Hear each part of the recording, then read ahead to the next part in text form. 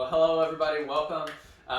This is going to be a new thing that we're going to be doing for the table here, just doing a podcast with Facebook and YouTube, so be sure to check us out on both of those platforms. But this is the founding members here of the table, North Carolina, and we're just so excited for this movement. So this video is just going to be an intro on what we're doing at the table and what it's for, how we got here, and the call that we feel like God has for the table in this church platform. So we hope it adds value to you guys. We're going to start with Sarah and kind of work our way down, just kind of sharing a little bit of personal testimony and how we came to be here on this beautiful couch in our home. Yeah, absolutely. So I know there's no physical table in front of us right now, but on a typical Sunday night when we, had guests gathered in our home to do dinner church, we'd be gathered around a table just to share a meal together and dive into the Word. Find out what God has to say about different areas of life and just figuring out how we can apply that into just our everyday. So welcome to our living room during this season of COVID. This is kind of just one resource that we have right now. Sorry, my dog Odin just joined in. If you want to come to our house for the table, he will be here. But yeah, this is just kind of a resource that we get to use through this video format. Like my husband Zach said, just relying on social media just to kind of get the word out there and figure out how to connect with as many people as possible. So we've been meeting for dinner church for a couple months now, which it was an interesting season to start dinner church through the virus starting and everything. I think that a lot of people might have thought that it was a strange time to pick, but honestly, we just believe that God, called us to start this dinner church for such a time as this. When it was difficult to meet in large congregations in traditional churches, we were able to just have small gatherings here and connect with people, and so it's been an amazing opportunity. And I'm gonna let Heather talk a little bit about just kind of her heart about dinner church and why we're doing this and anything else that she wants to share. Yeah, because Heather and David were actually the original ones who came over here from Kansas. We all came from JC Naz out in Kansas. Shout out to JC Naz. So they're like the OG dinner church starters. So why don't you tell us a little bit about how your interactions with Pastor Mark and what brought you from JC Naz to here? Okay. I worked at JCNS for about a year and a half before we were here because David PCS'd from Riley to Bragg. And through working there, and David is a pastor through the church as well, so we volunteered there for many years. We worked with youth, we had our Saturday night service, we have done lots of different things through JCNS. We kind of had this vision of planting a church, and we weren't sure what it looked like, and there was lots of questions and uncertainty, and then David had this idea of a church with tables, and we wanted to have tables, and we wanted to have people gathered around tables so that we could share meals and share life, and not just feed the body but also feed the soul. So that was, I think, the initial part of it. And then Pastor Mark started getting this idea in his head about planting churches along the military highway, because we have so many people in the military that come through the church and then they PCS to another place and they can never find another JC Naz, and so they fall out of the habit of going to church.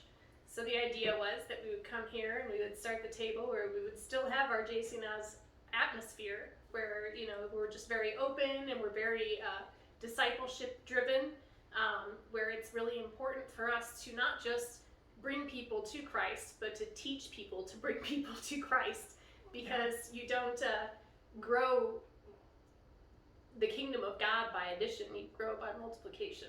So then the two ideas kind of merged, and we got our table, so here we are. That's awesome. Very cool. David? Still figuring out the flow.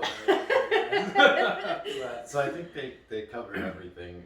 So what you're getting, if you decide to join us at the table, is is a fellowship and discipleship experience beyond what any normal church is offering or has to offer. We just have decided that church is important, but it's also important to make Jesus' last words our first works. And he gave us the perfect model. He came, he got 12 guys together in his small group, his discipleship group, and he taught them. And then when he was done, his last command was, go and teach others as I've taught you. And the way he taught them was by living life with them. He lived with them, did ministry with them, did ministry next to them, and then watched them do ministry. But like I said, he lived life. They held each other accountable. They grew together. They learned together. They messed up together. Although Jesus didn't mess up. The disciples messed up a few times. And Jesus called them out on it. There was that accountability. Yeah, and that's Jesus important. held them accountable for it, and he didn't cancel them or delete them for it. So I understand that. He called them out on it and helped them grow from it and learn from it and become better people from it. Yeah. Right. There was no canceling or deleting for mistakes being made. And after he told them to go and do this, they started the church. And it's also important to understand that the word ecclesia, which Jesus first used to describe his church, is not a building. It wasn't associated with any kind of building or location or physical thing until hundreds of years later in a Catholic Church translation of the King James Version. Ecclesia was used to mean building, but it actually means a movement, a group of people, a community. Which is what we see in Acts after the disciples figured out what Jesus meant by go and teach others as I taught you. Just people daily coming to join them in what was called the Way, which we call Christianity now, but back then it was called the Way because Jesus was the Way. And it's also important to understand that they did it this way because it was illegal to be a Christian. You were killed for following Jesus, so they had to meet in secret in their homes. They had to share meals in secret in their communities. They had to watch out for each other. They had to live to one another's, because if they didn't, they could be thrown in jail, they could be killed, they could be several things. But that's the blueprint for the church, is community. It's people coming together as community, going into the community and meeting needs, taking care of each other. And just to finish up, and we see that in Acts, and this is Acts chapter 2. Like I mentioned, Acts is the blueprint for the church, but Acts chapter 2, 46, 47, it says, every day they devoted themselves to meeting together in the temple and broke bread from house to house. They ate their food with joyful and sincere hearts, praising God and enjoying the favor of all the people. Every day the Lord added to their number those who were being saved. I think it's important to notice that they were doing this accountability thing, this life thing, this dinner thing, this taking care of each other thing. It says every day, not just Sunday. Yeah. And so that's awesome. Thanks for sharing, guys. And so hopefully that kind of gives you a little bit more of an overview of kind of what we're about here at the table, and our personal story of meeting Pastor Mark too is, and we had that idea for disciple-based ministry, or that goal, because we spent 20 years in the same church, an amazing church in Arkansas, but it was never really modeled to us, that discipleship-based leadership or that discipleship-based ministry. And so the idea and being able to team up with the DeVees here to just kind of carry out this work and hopefully start a movement, because especially in a time like now with the virus and everything like that going on, and a lot of churches aren't able to or are choosing not to, for safety reasons, meet in person. But I think it's still important that we don't forsake the meeting together, you know. And so right now that's kind of while we're reaching out on a virtual platform, as well as having our smaller, you know, social distance meetings and stuff like that. And this idea is duplicatable. I mean, we're looking for leaders who want to go out there and start their own churches and be able to be that light in the world in this way. Not that it's the only way or that it's the best way, but just the way that we feel called and that we know that others are called as well. And so we're just super excited. We hope that you like this video, share, subscribe.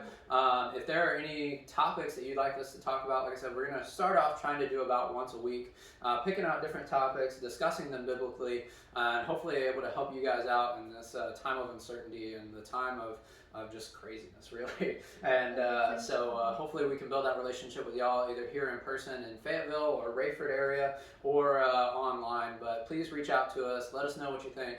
And be sure to subscribe on YouTube as well. And we will talk to you later.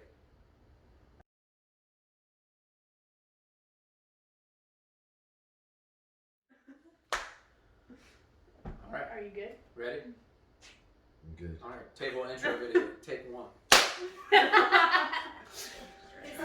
His David's class liked the dogs. That's great.